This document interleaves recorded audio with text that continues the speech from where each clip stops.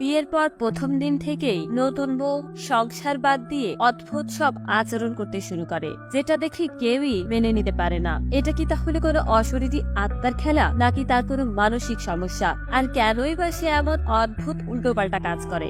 এ সমস্ত কিছু জানতে হলে অবশ্যই আপনাকে আজকে সম্পূর্ণ গল্পটা দেখতে হবে। আপনি কি অশরীরী আত্মা বিশ্বাস করেন? মানুষের কর্মফল অশরীরী আত্মা দিয়ে হতে পারে, সেটা মানেন? তাহলে চলুন এমন এক চাক্ষুষ গল্প আজ দেখে আসা যাক। আমি আর বেশি কথা বলে সময় নষ্ট করতে চাই না। গল্পে শুরু হয় একটা বিয়ে বাড়িতে গিয়ে, যেখানে সব মানুষজন বিভিন্ন কাজ করতে ব্যস্ত। এবারের একমাত্র ছেলে জয়ের বিয়ে হচ্ছে, তাই স্বস্তিতে নিঃশ্বাস ফেলার উপায় নেই কারোরই। ছেলের মাও তার নতুন বউকে বাড়িতে বরণ করার জন্য তৎপর হয়ে উঠেছে। এখানে বলে রাখা ভালো, জয়দের পুরো ফ্যামিলিটাই জয়েন্ট ফ্যামিলি। কাকা কাকিমা, কাকাতো বোন, মা বাবা সবাইকে নিয়েই তাদের পরিবার। তো এর কিছুক্ষণ পরেই দেখা যায় সে তার বউকে নিয়ে বাড়ি এসেছে। জয়ের প্রেমের বিয়ে। এই যে লাল টুকটুকে বউটা দেখতে পাচ্ছেন, এর নাম অনুরিমা। তো যাই হোক, জয়ের মা নববধূকে বরণ করার জন্য বরণডালা সাজিয়ে নিয়ে হাসি মুখে বরণ করতে শুরু করে। তখনই ঘটে যায় এক দুর্ঘটনা। হঠাৎ করে বরণডালা থেকে জ্বলন্ত প্রদীপটা নিভে যায়। সেই সাথে অনুরিমার চোখের চাউনিও বদলে যায়। সে চোখ দুটো বড় বড় করে বরণডালার দিকে অদ্ভুত ভাবে তাকিয়ে থাকে। এমন অশুভ লক্ষণ দেখে জয়ের মায়ের চোখে মুখে চিন্তার ছাপ ফুটে ওঠে। তবে বাড়ির বাকি সবাই মনে করে হয়তো জোরে বাতাস হওয়ার কারণে প্রদীপটা নিভে গেছে, তাই তারা আবারও প্রদীপ জ্বালাতে যায়। কিন্তু হাজার চেষ্টা করার পরেও প্রদীপটা তারা কোনোভাবেই জ্বালাতে পারে না। শেষমেশ উপায় না থাকার কারণে অনুরিমাকে এইভাবে প্রদীপ ছাড়াই বরণ করে বাড়ির ভেতরে আনা হয়। এরপর অনুরিমাকে দুধ সালটা পা দিয়ে বাড়ির ভেতরে আসতে বলা হয়। বিয়েতে যত সব অনুষ্ঠান হয় সেগুলো একে একে বাড়ির সবাই মিলে করতে থাকে। অনুরিমা ভিতরে আসতেই বয়স্ক একটা লোক উপর থেকে নেমে আসে আর বলতে থাকে, ওকে, কেন সে এ বাড়ির ভিতরে এসেছে, এ বাড়ির ভিতরে কি হচ্ছে? সমস্ত কথা শুনে অনুরিমা অবাক হয়ে এই বৃদ্ধ লোকটার দিকে তাকিয়ে থাকে। বুঝতে পারছে না হঠাৎ করে এই বৃদ্ধ লোকটা তাকে নিয়ে এমন মন্তব্য কেন করছে। সেই সময় এই বৃদ্ধ লোকটাকে বাড়ির সবাই এখান থেকে সরিয়ে দেয় আর অনুরিমাকে এই বিষয় নিয়ে চিন্তা করতে নিষেধ করে, কেননা তারা বলে এই বৃদ্ধ লোকটার কিছু মানসিক সমস্যা আছে। এরপর দেখা যায় দুধ উতলানোর সময় অনুরিমা বরণ করার সময় যেমন অস্বাভাবিক আচরণ করছিল, ঠিক তেমনটাই করতে শুরু করে। দুধ উতলানোর আগেই হাড়িতে থাকা দুধ পুড়ে যায়। এ সমস্ত কিছু দেখে বাড়ির সবাই হতাশ হয়ে যায়। তারা এই সমস্ত ব্যাপারগুলোকে অশুভ লক্ষণ মনে করে। এরপর যে স্ত্রী আচরণটি ছিল জীবন্ত ল্যাটা মাছ ধরা, কিন্তু দেখা যায় অনুরিমা মাছ ধরার সাথে সাথেই মাছটি মারা যায়। শুধু তাই নয়, ঠিক তখনই অনুরিমা অজ্ঞান হয়ে সেখানে পড়ে যায়। এটা দেখে জয়ের বাড়ির সবাই মনে করে হয়তো অনুরিমার বড় কোনো মানসিক সমস্যা আছে বা তার হয়তো শারীরিক কোনো সমস্যা আছে। অনুরিমা যে কেন এমন করছে তা আমরা একটু পরেই জানতে পারবো। এরপর দেখা যায় জয় তার বেস্ট ফ্রেন্ডকে দেখতে পেয়ে বুকে জড়িয়ে ধরে। জয়ের বেস্ট ফ্রেন্ডের আসতে একটু লেট হয়ে যায়। জয়ের বিয়ের দিন তার জরুরি কাজ থাকায় সে আসতে পারেনি, তাই আজ এসেছে। ঠিক সেই সময় জয়ের বেস্ট ফ্রেন্ড পলক জয়কে বলে, আমি কখনো ভাবতে পারিনি তুই অনুরিমাকে বিয়ে করবি, এর সঙ্গেই ঘর সংসার করবি। এদিকে অনুরিমাকে দেখা যায় বাইরে দাঁড়িয়ে ফোনে তার মায়ের সঙ্গে কথা বলছে। এমন সময় তার পিছন থেকে সেই বৃদ্ধ লোকটি এসে হাজির হয় আর অনুরিমাকে কিছু বুঝে ওঠার আগেই বৃদ্ধ লোকটা বলতে থাকে, ওকে দেখেছো, ও কোথায়? ও এখানে আসবে না? অনুরিমা তখন ফোনটা রেখে জিজ্ঞাসা করে, আপনি কার কথা বলছেন? কি আসবে এখানে? হ্যালো বন্ধুরা, মোজবেটের সাথে আমার যাত্রা সত্যিই অফ্রান্ত বিনোদনের এবং আমাকে আসল নগদ পুরস্কার জেতার সুযোগ করে দিচ্ছে একটি খেলা, তো বিশেষভাবে আমার মনোযোগ আকর্ষণ করছে, তা হলো বিঙ্গো। আমি সমস্ত বিবরণ আপনাদেরকে বলে চমক নষ্ট করতে যাচ্ছি না, তবে আমাকে বিশ্বাস করুন, এটি আপনাদের জন্য একটি নতুন অভিজ্ঞতা। মোজবেটে রয়েছে বিকাশ, নগদ, রকেট, উপায় এবং অন্যান্য পদ্ধতির মাধ্যমে সহজে এবং দুর্লভ আপনার ডিপোজিট এবং উইথড্র টাকা তোলার সুবিধা। মোজবেটে রয়েছে 24 ঘন্টা 7 দিন কাস্টমার সাপোর্ট সুবিধা। রেজিস্ট্রেশনের পর 250টি ফ্রি স্পিন সহ আপনার প্রথম জমাতে একটি অবিশ্বাস্য স্বাগত বোনাস পেতে আমার প্রোমো কোডটি TTE00 ব্যবহার করুন। এই অফারটি মিস করবেন না, তাই আর বেশি দেরি না করে এক্ষুনি সাইন আপ করুন এবং মোজবেটের মনোমুগ্ধকর জগতে ডুব দিন। শুধুমাত্র আপনার গেমিং অভিজ্ঞতাই নয়, আপনার ব্যাংক ব্যালেন্স উন্নত করতে প্রস্তুত হন। মোজবেটের সাথে স্বপ্নকে বাস্তবে পরিণত করুন।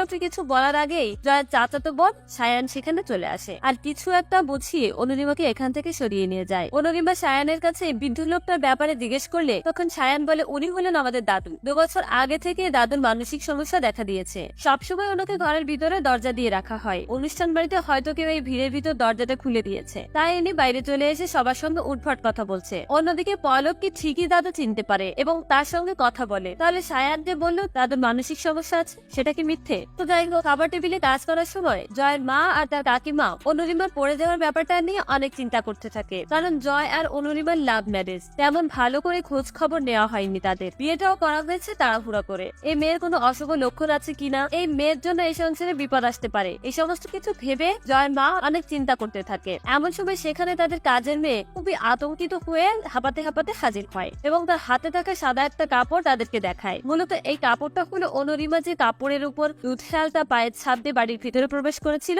সেই কাপড়। কাজের মেয়ে কাপড়টা খুলে দেখা যায় ওই কাপড়ের উপর 2টি পায়ের ছাপ আছে। কেউ একজন দুধে আলতা পায়ে ঘরের ভিতর প্রবেশ করেছে, তো আর একজন দুধে আলতা পায়ের ছাপে উল্টো দিকে হেঁটে ঘর থেকে বাইরে চলে যাচ্ছে। এটা দেখে তারা মনে করতে থাকে এই ঘর থেকে লক্ষ্মী বাইরে চলে গেল কিনা আর অলক্ষ্মী ঘরে প্রবেশ করলো কিনা। এই সমস্ত কিছু দেখে বাড়ির সবাই অনেক ভয় পেয়ে যায়। তো এরপর দেখা যায় এই দিন রাতে জয় আর অনুরিমা কাল রাত্রিটা হলো এমন একটা রাত্রি যেখানে বিয়ের পর প্রথম রাতে স্বামী স্ত্রীকে আলাদা থাকতে হয়, এমনকি কেউ কারোর মুখও দেখতে পারে না। তাই সায়ান অনুরিমাকে নিয়ে তার রুমে শোয়। রাতে শোয়ার সময় সায়ান জিজ্ঞাসা করে, তোমার এখন শরীর কেমন আছে? তুমি তো আজ মাথা ঘুরে পড়ে গিয়েছিলে। একথা শুনতেই অনুরিমা খুব অবাক হয়ে যায়, কারণ আজকে তার মাথা ঘুরে পড়ে যাওয়ার ব্যাপারটা কোনো কিছুই মনে নেই। একথা শুনে সে বলে, আমি তখন মাথা ঘুরে পড়ে গেলাম। সে কোনো কিছুই জানে না। তো এরপর সায়ান জিজ্ঞাসা করে, তুমি আর টিভিতে সিরিয়াল করবে না? তখন এই বিষয়টিকে এড়িয়ে গিয়ে সায়ানের প্রশ্নের উত্তর না দিয়ে অনুরিমা ঘুমিয়ে পড়ে। মূলত অনুরিমা একজন টিভি সিরিয়ালের নায়িকা। এদিকে মাঝরাত্রে হঠাৎ করে সায়ানের ঘুম ভাঙলে দেখতে পায় তার পাশে অনুরিমা নেই। এটা দেখে সায়ান খুব ভয় পেয়ে যায় আর বাইরে গিয়ে অনুরিমাকে খুঁজতে থাকে। তখন সে দেখতে পায় অনুরিমা এই অবস্থায় বাইরে চেয়ার পেতে বসে আছে। তখন সে তার কাছে যায় এবং ডাকলে অনুরিমা অদ্ভুত দৃষ্টিতে সায়ানের দিকে তাকিয়ে পড়ে। আর অনুরিমার এই বিভৎস চেহারা দেখে সায়ান চিৎকার করে বাড়ির সবাইকে ডাকতে শুরু করে। মুহূর্তের ভিতর তার চিৎকার শুনে বাড়ির সবাই এখানে এসে হাজির হয় আর তখনই অনুরিমা আগের মতো আবার অজ্ঞান হয়ে যায়। পরের দিন জয় আর অনুরিমার ফুলসজ্জার রাত। কথায় কথায় জানা যায় গতকাল রাতে যে অনুরিমা অজ্ঞান হয়ে গিয়েছিল সে কথা তার কোনো কিছুই মনে নেই। অনুরিমা এই বিষয় মনে নেই বলে জয় বিষয়টাকে ইগনোর করে, কারণ সে শুধু অনুরিমাকে ভালোবাসে। তারা দুজনে কাছে আসতে না আসতেই হঠাৎ করে অনুরিমা আবারও অদ্ভুত আচরণ করতে শুরু করে। মুহূর্তের ভিতর তার রূপটা বদলে যায়। জয়কে সে ধাক্কা দিয়ে নিচে ফেলে দিয়ে মুহূর্তের ভেতর এই রুম ছেড়ে বেরিয়ে যায়। জয় বুঝতে পারে না হঠাৎ করে অনুরিমা এমন করছে কেন, তাই সে তার পেছনে ছুটে যায় আর গিয়ে দেখতে পারে অনুরিমা ছাদের উপরে উঠেছে আর হাঁটতে হাঁটতে ছাদের একদম সাইডে চলে এসেছে। জয় অনেক ভয় পেয়ে যায় আর তাকে বারবার করে অনুরোধ করতে থাকে ছাদ থেকে নিচে নেমে আসার জন্য, কিন্তু ততক্ষণে অনুরিমা অন্য কারোর কণ্ঠে কথা বলতে শুরু করে আর এমন একটা ভাব করতে থাকে সে এক্ষুনি ছাদের থেকে লাফ দিয়ে মারা যাবে। এমন পরিস্থিতিতে জয় তাকে জিজ্ঞাসা করে, তুমি কে? অনুরিমা উত্তর দেয়, আমি নন্দিনী। তো যাই হোক, এই ঘটনার পরের দিন অনুরিমার বাবা মাকে ডেকে পাঠানো হয় আর তারা জানায় তাদের মেয়ের কোন রকম মানসিক সমস্যা নেই, আগে কখনো সে এমনটা করেই। তাছাড়া জয়দের ফ্যামিলির ডক্টর এসে অনুরিমাকে চেক আপ করে বলে সে সম্পূর্ণ ঠিক আছে। তবে ডক্টর বাড়ি থেকে যাওয়ার সময় জয়কে বলে যায় তার হয়তো মাল্টিপল পার্সোনালিটি ডিসঅর্ডারের প্রবলেম হয়েছে, তাই সে মাঝে মাঝে নিজের ভিতর নন্দিনীকে ফিল করতে পারে। যখন সে নন্দিনীকে ফিল করে সে এমন উদ্ভট আচরণ করে আর তার যখন সেন্স আসে তখন সে এসব কোনো কিছুই মনে করতে পারে না। তবে জয়ের বন্ধু পলক ডাক্তারের কথার সাথে একমত হতে পারে না। জয়কে আবারও বলে, তুই জানিস মোর সমস্যাটা কি? নন্দিনী এখনো তোকে পুরোপুরি ছেড়ে যেতে পারেনি। সেই সাথে আরো বলে, আমি আমার বন্ধু প্যারাসাইকোলজিস্ট জিয়ানকে ডেকে পাঠিয়েছি, সে এসে অনুরিমাকে দেখে তার ভিতরে কি সমস্যা আছে সেটা বলে দিবে। এদিকে দেখা যায় পুজোর প্রসাদের ফল কাটা নিয়ে বাড়ির সবাই অনেক ব্যস্ত। এমন সময় অনুরিমা সেখানে এসে হাজির হয় এবং অনুরিমাও তাদের সঙ্গে ফল কেটে সাহায্য করতে চায়, বলে আমাকেও একটি বটি দিন, আমিও ফল কেটে দিই। তবে প্রথমে জয়ের মা তাকে দিয়ে ফল কাটানোর জন্য রাজি হচ্ছিল না। তবে অনুরিমা মনে কষ্ট পাবে তাই তারা অবশেষে তাকে একটা ছুরি দিয়ে ফল কাটতে বলে, কারণ তারা আগে থেকে অনুরিমার বিভিন্ন ব্যবহারে অনেকটা ভয় পেয়ে আছে। অন্যদিকে দেখা যায় জিয়ান তাদের বাড়িতে এসেছে। তখন জয় অনুরিমার সাথে জিয়ানের পরিচয় করিয়ে দেওয়ার জন্য অনুরিমাকে ডেকে পাঠায়। অনুরিমা তখন তার হাতে সেই ফল কাটা ছুরিটা নিয়ে এইভাবে চলে আসে আর তাদের সঙ্গে কথা বলতে গিয়ে হঠাৎ করে অনুরিমা ছুরিটা তার নিজের গলায় ধরে এবং খুব রাগান্বিত ভাবে বলতে থাকে, আমি যেটা পাইনি সেটা আর আমি কখনোই কাউকে পেতে দেব না, আমি নিজেকে এখানে সবার চোখের সামনে শেষ করে ফেলবো। কোনো মতে এই পরিস্থিতি থেকে জয় অনুরিমাকে সেভ করে। তো যাই হোক, সবাই যখন একসঙ্গে এই ব্যাপারে কথা বলতে আসে তখন জিয়ান বলে, আগে আমাকে নন্দিনীর ব্যাপারে সবকিছু জানতে হবে, নয়তো এই ব্যাপারটা কোনো সুষ্ঠু সমাধান আমি দিতে পারবো না। এখান থেকে জয় তার অতীতের কথা বলতে শুরু করে। জয়ের সঙ্গে মূলত নন্দিনীর কেমন সম্পর্ক ছিল, তাদের ভিতর কি এমন হয়েছিল, কে এই নন্দিনী। তো দেখা যায় জয় একজন ডিরেক্টর ছিল, অ্যাসিস্ট্যান্ট ডিরেক্টর ছিলেন নন্দিনী। সে খুব হাসি খুশি চঞ্চল টাইপের একটা মেয়ে ছিল। তারা বেশিরভাগ সময় একসঙ্গে কাটাতো, কারণ নন্দিনী জয়ের বেস্ট ফ্রেন্ড ছিল। তাদের সুখ দুঃখের কথা একে অপরকে সবসময় শেয়ার করতো। তো একদিন জয়ের কাছে জুয়েলারি প্রোডাক্টের অ্যাড শুটের জন্য অফার আসে। এই অ্যাডটা দিয়ে তাদের ক্যারিয়ারের বড় একটা টার্নিং পয়েন্ট আসার কথা ছিল। প্রডিউসারের একটা ডিমান্ড ছিল এই অ্যাডটাতে নতুন একটা মুখ আনার জন্য, নতুন অ্যাসাইনমেন্ট পাওয়ার পর জয় আর নন্দিনী আনন্দে আত্মহারা হয়ে ওঠে। খুশিতে দুজনে অনেক নাচানাচি করতে থাকে, আর এক পর্যায়ে তারা দুজন অনেকটা কাছে চলে আসে। জয় তখন নন্দিনীকে বলে, আমি তোকে ছাড়া এই মুহূর্তে আর কাউকে ভাবতে পারছি না। একথা শুনে নন্দিনীও অনেক খুশি হয়, আর তাকে বলে, আমি এতদিন তোর মুখ থেকে এই কথাটাই শোনার জন্য অপেক্ষা করছিলাম। এমন সময় জয়ের বন্ধু পলক সেখানে চলে আসে। তখন জয় বলে ওঠে, আমি অ্যাডের নতুন মেয়ের জায়গায় নন্দিনীর কথা ভেবেছি। আর এতক্ষণ জয় যে কথাগুলো বলছিল জুয়েলারি অ্যাডের সংলাপ হিসেবে বলছিল। একথা শুনে নন্দিনী অবাক হয়ে যায়, আর সে এই অ্যাডের অভিনয় করতে রাজি হয় না। এতক্ষণ মনে করছিল জয় হয়তো তাকে ভালোবেসে এই কথাগুলো বলে প্রপোজ করছে। এগুলো যে অ্যাডের সংলাপ ছিল এটা ভেবে মনে মনে নন্দিনী অনেক কষ্ট পায়। এদিকে দেখা যায় অনুরিমা তার ঘরে এক কপাল সিঁদুর পরে চুল এলোমেলো করে খাটের উপর বসে আছে। কাজের মেয়ে এসে তাকে ডাকলে অনুরিমা এই অবস্থায় ফিরে তাকায় আর বলে, আমাকে বউ বউ লাগছে না। এটা দেখে কাজের মেয়ে অনেক ভয় পেয়ে যায়, আর অনুরিমা মুহূর্তের ভিতর আবারও সেই আগের মতো সেন্সলেস হয়ে যায়। অন্যদিকে দেখা যায় নন্দিনী আর জয় দুজন মিলে একটা মেলায় এসেছে। সেখানে তারা দুজন অনেক মজা করতে থাকে। এমন সময় হঠাৎ করে জয় প্রথমবারের মতো সেখানে অনুরিমাকে দেখতে পায়। প্রথম দেখাতেই জয়ের অনুরিমাকে ভালো লেগে যায়, আর তখন নতুন লোক হিসেবে অনুরিমাকে সিলেক্ট করে। এরপর জয় অনুরিমার সঙ্গে গিয়ে এ ব্যাপারে কথা বললে প্রথমে অনুরিমা রাজি হয় না, কিন্তু জয়ও হাল ছাড়ার পাত্র নয়। অনেক বোঝানোর পর এক পর্যায়ে অনুরিমা এই অ্যাডে কাজ করার জন্য রাজি হয়। এখান থেকে জয় আর অনুরিমার মাঝখানে নতুন সম্পর্ক শুরু হয়। একসাথে তারা অনেক কাজ শুরু করে। জয় আর অনুরিমার ভিতর যে একটা সম্পর্ক তৈরি হয়েছে এ বিষয়ে নন্দিনী কোনো কিছুই জানতে পারে না। দেখা যায় জয়ের দাদু নন্দিনীকে অনেক পছন্দ করে, কারণ এই নন্দিনী দাদুর অনেক খেয়াল রাখেন। তাই দাদু চাইতো জয় যেন নন্দিনীকে বিয়ে করে। তো এর প্রেক্ষিতে একদিন নন্দিনী জয়কে সারপ্রাইজ দেওয়ার জন্য তার ঘরে জয় আর নন্দিনীর অনেকগুলো ছবি লাগিয়ে রাখে। কিন্তু এসব কিছু দেখে জয় তেমন কিছু মনে করে না, সে শুধু নন্দিনীকে বন্ধু হিসাবেই দেখে। এদিকে দেখা যায় জয় আর অনুরিমা প্রেমে হাবুডুবু খাচ্ছে। তাদের সম্পর্ক অনেকটা ঘনিষ্ঠ পর্যায়ে চলে যায় এবং এক পর্যায়ে জয় অনুরিমাকে বিয়ের প্রস্তাব দেয়। অনুরিমাও বিয়ে করতে রাজি হয়ে যায়, আর তারা এত দ্রুতই বিয়ে ঠিক করে ফেলে যে কেউই তার সম্পর্কে খোঁজ খবর নেওয়ার সময় পায় না। তারা সিদ্ধান্ত নেয় আগামী মাসেই তারা বিয়ে করবে। এরপর জয় এসে এই খবরটা সর্বপ্রথম নন্দিনীকে জানায়, কারণ সে নন্দিনীকে নিজের বেস্ট ফ্রেন্ড মনে করে। নন্দিনীকে এই বিষয়টা জানালে সে কোনো মতেই এই বিষয়টা নিতে পারে না। এরপর জয় নন্দিনীকে বলে, এই বিয়ের যাবতীয় দায়িত্ব তোকে নিতে হবে। বিয়ের শপিং, গোছানো গাছানো সব তোর দায়িত্ব। এসব কিছু শুনে নন্দিনী আর সহ্য করতে পারছিল না, তাই সে ভেতর থেকে পুরোপুরি ভেঙে পড়ে। আর হঠাৎ করে জয়কে বলতে শুরু করে, আমি তোকে অনেক ভালোবাসি, আমি তোকে কোনোদিনও আমার চোখের সামনে অন্য কারোর হতে দিতে পারবো না। জয় নন্দিনীর এসব কথা শুনে হতবাক হয়ে যায়। তখন জয় বলে, আমি তোকে এতদিন শুধুমাত্র বেস্ট ফ্রেন্ড হিসেবে দেখে এসেছি, তার বেশি অন্য কিছু নয়। তুই আমার জন্য ওয়াইফ ম্যাটেরিয়াল নয়। তোর অন্য কোথাও ভালো জায়গায় আমার থেকে ভালো ছেলের সঙ্গে বিয়ে হবে। তোর আমার চয়েস সম্পূর্ণ আলাদা। কিন্তু এসব কোনো কিছুই নন্দিনী শুনতে চায় না। জোর করে শুধু বলতে থাকে, তুই এই বিয়ে ক্যান্সেল করে দিবি, আমি এর চেয়ে বেশি কিছু জানি না। জয় রেগে গিয়ে নন্দিনীর উপর চিৎকার করে তাকে বকাবকি করতে শুরু করে। বলে, তুই যত দ্রুত বোঝার চেষ্টা করবি আমি তোকে ভালোবাসি না,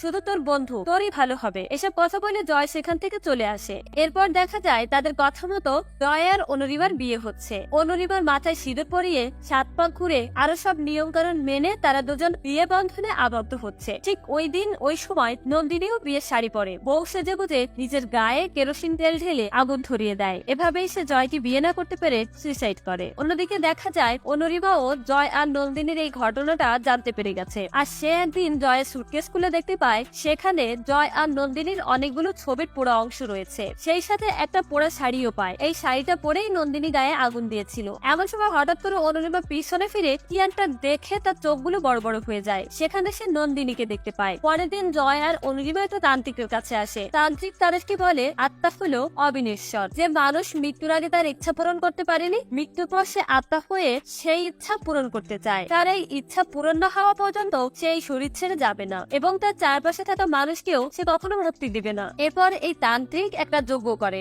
এবং সবাইকে নিশ্চিত করে বলে, এই যজ্ঞের পর থেকে আর কোনো অশরীরী আত্মা অনুরিমার উপর ভর করতে পারবে না। সেই সাথে নন্দিনীকে একটা জল পড়া দেয় আর বলে দেয় নন্দিনী যে ঘরে মারা গিয়েছে সেই ঘরে এটা ছিটিয়ে দিতে। তান্ত্রিকের কাছ থেকে অনুরিমা আর জয় বাড়ি ফিরে আসে। আবারও জয়ের পুরো পরিবার তাদের দুজনকে বরণ করে নেওয়ার জন্য গেটের কাছে দাঁড়িয়ে থাকে, কারণ তারা বিশ্বাস করে গতবার অশরীরী আত্মা অনুরিমার উপর ভর করেছিল বলে এমন দুর্ঘটনা ঘটেছিল। এখন তো আর অনুরিমার উপর কোনো অশরীরী আত্মা ভর করতে পারবে না, এসব শঙ্কা কেটে গেছে। কিন্তু দেখা যায় অনুরিমা এবারও সে প্রথমবার বরণের মতো মুহূর্তের ভিতর অস্বাভাবিক হয়ে ওঠে। এবার বরং অনুরিমা তার শাশুড়ির হাত থেকে বরণডালা উল্টে দিয়ে কারোর সাথে কোনো কথা না বলে ঘরের ভিতরে চলে আসে। এ ঘটনার পর জয়ের বাড়ির সবাই মনে করে হয়তো তান্ত্রিকের যজ্ঞ দিয়ে অনিরিমার কোনো কাজ হয়নি। জয়ের মা তাকে বলে দ্রুত গিয়ে নন্দিনীর বাড়িতে এই জল পড়া ছিটিয়ে দিয়ে আর অনিরিমাকে এই অশরীরী আত্মা থেকে মুক্তি দে। জয় আর অনিরিমা জয়ের মায়ের কথা মতো নন্দিনীর বাড়িতে আসে এবং অনিরিমা যেই ঘরে আত্মহত্যা করেছে অনিরিমা সেই ঘরের ভেতরে যায়। তখনই দেখা যায় অনিরিমা আবারও অস্বাভাবিক আচরণ করতে শুরু করেছে,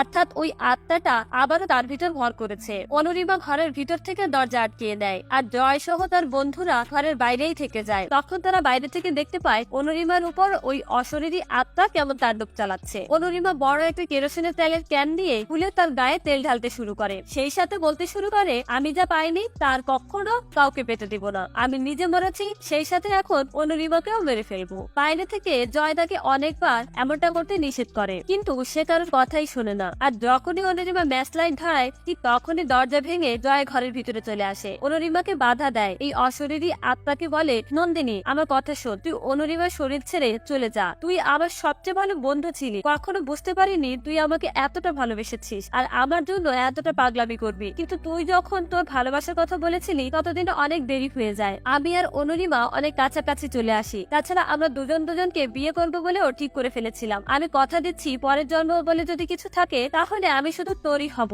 শুধু তোকেই ভালোবাসবো আর তোকেই বিয়ে করব, কিন্তু প্লিজ এখন এইভাবে অনিরিমাকে কষ্ট দিস না, প্লিজ ও শরীরটা ছেড়ে চলে যা। ঠিক তখনই আমরা নন্দিনীর আত্মাটাকে দেখতে পাই, তার মুখে হাসি ফুটেছে, সে নববধূ সাজাই সেজে আছে, সেই দিন যে শাড়ি পরে সে আত্মহত্যা করেছিল তেমনটাই। তারপর নন্দিনীর আত্মা এখান থেকে চিরদিনের জন্য চলে যায়। তখনই অনিরিমা স্বাভাবিক হয়ে জয়কে জড়িয়ে ধরে। এমন সময় অনিরিমা বিড়বিড় করে বলতে থাকে আমি পেরেছি নন্দিনী, আমি পেরেছি। তখন ফ্ল্যাশব্যাকে দেখা যায় প্রথম যেদিন অনিরিমার সাথে নন্দিনীর আত্মার দেখা হয়েছিল সেই দিন অনিরিমা নন্দিনীকে বুঝিয়ে বলেছিল জয় তোমাকে শুধু বন্ধু হিসেবেই ভালোবাসে, কিন্তু কখনো বিয়ে করবে বলে কথা দেয়নি। আর তুমি যদি জয়কে ভালোবাসো তাহলে ওর ক্ষতি চাচ্ছ কি করে? তুমি যদি ওকে ভালোবাসতে তাহলে কোনোদিন অ্যাটলিস্ট ওর ক্ষতি করতে পারতে না, ওর সুখ দেখে তুমিও সুখী হতে। কথা শুনে নন্দিনী বলে তোমার জন্য আমার কাছ থেকে জয় অনেক দূরে চলে গেছে, আমি তোমাকে শেষ করে ফেলবো। তখন অনিরিমা বলে বিশ্বাস করো আমি তোমাদের দুজনের সম্পর্কে কোনো কিছুই জানতাম না, যদি পরের জন্ম বলে কিছু থাকে তাহলে ওই জন্মে তুমি শুধু জয়কে পাবে, আর এই জন্মে তুমি আমাদের দুজনকে ছেড়ে দাও। তুমি আমাকে বলো তুমি কি পেলে আমাদেরকে ছেড়ে চলে যাবে, আমাদেরকে একটু শান্তিতে থাকতে দিবে। তখন নন্দিনী বলে আমি আমার ভালোবাসার স্বীকৃতি পেলে তোমাদেরকে ছেড়ে দিব। তো যাই হোক এই কথা শুনে অনিরিমা তাকে কথা দেয় তুমি যেমনটা চাচ্ছ ঠিক তেমনটাই হবে। আর এরপর থেকেই অনিরিমা সেই প্ল্যান করেই চলতে থাকে। তান্ত্রিকের কাছে যাওয়ার পর থেকে যা কিছু হয়েছিল অনিরিমা সবকিছুই অ্যাক্টিং করেছিল, যেহেতু সে খুব ভালো একজন অভিনেত্রী তাই অভিনয় করতে তাকে বেশি একটা বেগ পেতে হয়নি। প্রথমে বারান্দালা উল্টে দেওয়া, তারপর ঘরের ভেতর ঢুকে দরজা বন্ধ করে আত্মহত্যার চেষ্টা করা, সবকিছুই ছিল অনিরিমার সাজানো একটা নাটক, যাতে নন্দিনী এবং অনিরিমা দুজনে কষ্ট পাচ্ছে দেখে জয় নন্দিনীকে ভালোবাসার স্বীকৃতি দেয়, তার আত্মা যেন শান্তি পায়। এই সিনের মধ্য দিয়েই আজকের এই অশরীরীর গল্পটাই সমাপ্ত হয়। তো আপনাদের কাছে আজকের গল্পটা দেখে কি মনে হলো? কে কতটুকু ভয় পেয়েছেন, কে কতটুকু বিশ্বাস করেছেন, কে কতটুকু মজা পেয়েছেন, এসব কিছু কমেন্টস করে জানাতে যেন ভুলবেন না। দেখা হচ্ছে পরবর্তী ভিডিওতে, সে পর্যন্ত ভালো থাকবেন। আল্লাহ হাফেজ।